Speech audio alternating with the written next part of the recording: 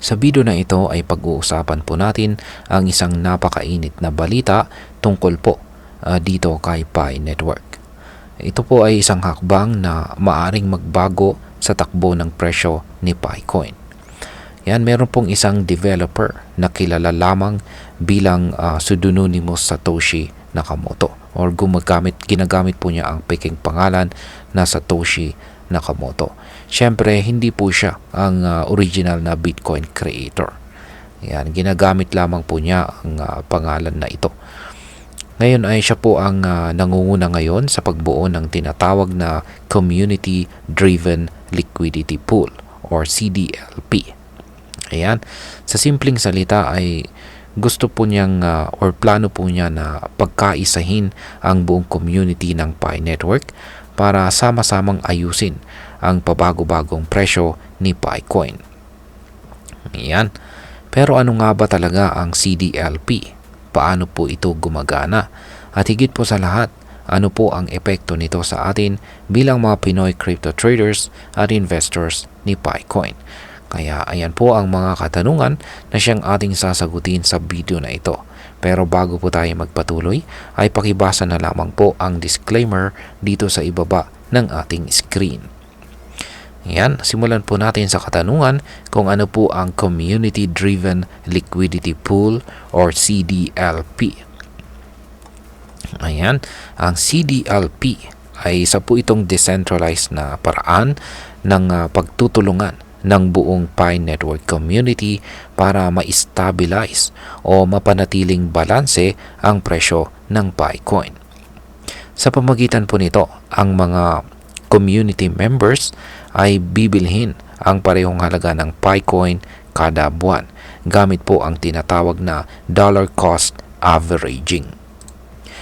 Para po sa mga hindi pamilyar sa term na ito, ang dollar cost averaging or DCA ay isa po itong strategy kung saan ay bumibili po tayo ng crypto sa regular na schedule. Halimbawa, buwan-buwan, kahit anong presyo pa ito, ay bumibili po tayo. Yan, sa ganitong paraan ay napapababa po natin ang epekto ng biglaang pagbabago sa presyo. Sa madaling salita, parang ambagan ito ng buong community para mapanatiling buo at matatag ang presyo ni Picoin. Ngayon ay bakit gustong itayo ang CDLP para sa Pi Network? Simple lamang po, bumababa po ang presyo ng Picoin. Ayon po sa ulat ay bumagsak ito ng halos 19% sa nakaraang linggo. At ngayon ay nasa 0.15 na lamang ang presyo. Malayo sa dating inaasam na umabot sa presyong $3. Kaya nga maraming community members ng Pi Network, kasama na po sina Dr. Altcoin at iba pang kilalang personalidad, ang nananawagan sa Picore team na gumawa na po ng hakbang para masolusyonan ang problemang ito. Ang developer po na si Nakamoto, kahit hindi pa opisyal na miyembro ng Picore team, ay nagpakita ng inisyatibo para buuin ang CDLP, isang community-led approach at hindi po ito centralized.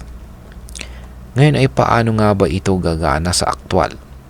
Ayon po kay Nakamoto, bawat community members ay maaaring sumali sa CDLP framework.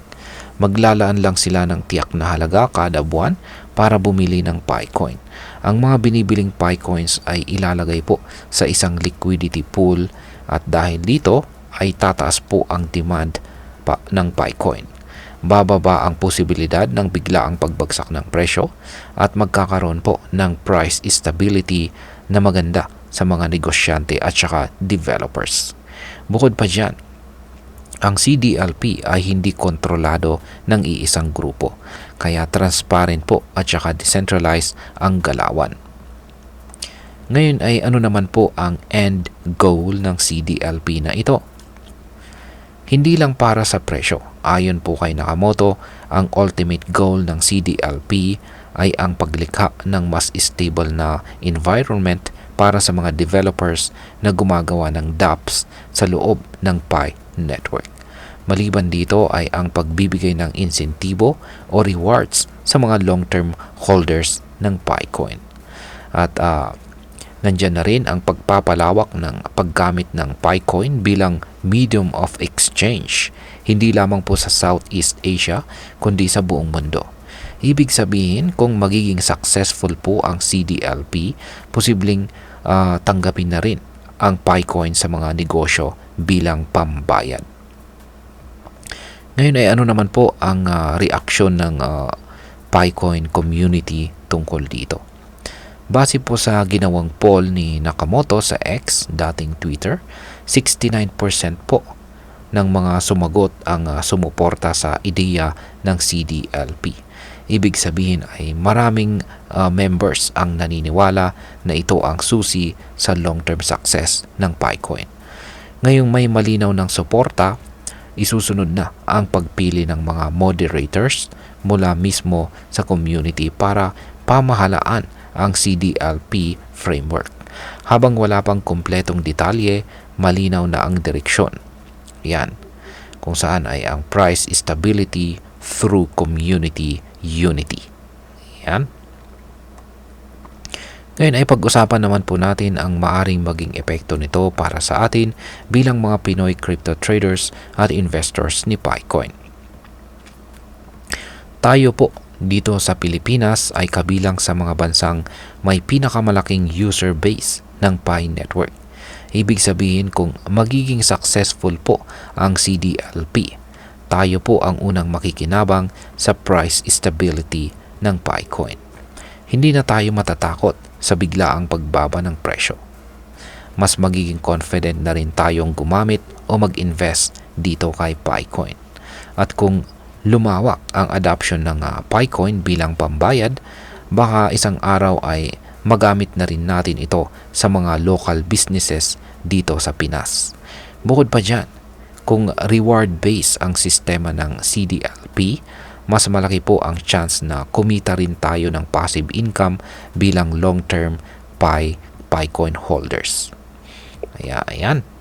Bilang panghuli ay ang masasabi ko naman po rito para sa akin ay maganda po ang direksyon ng hakbang na ito.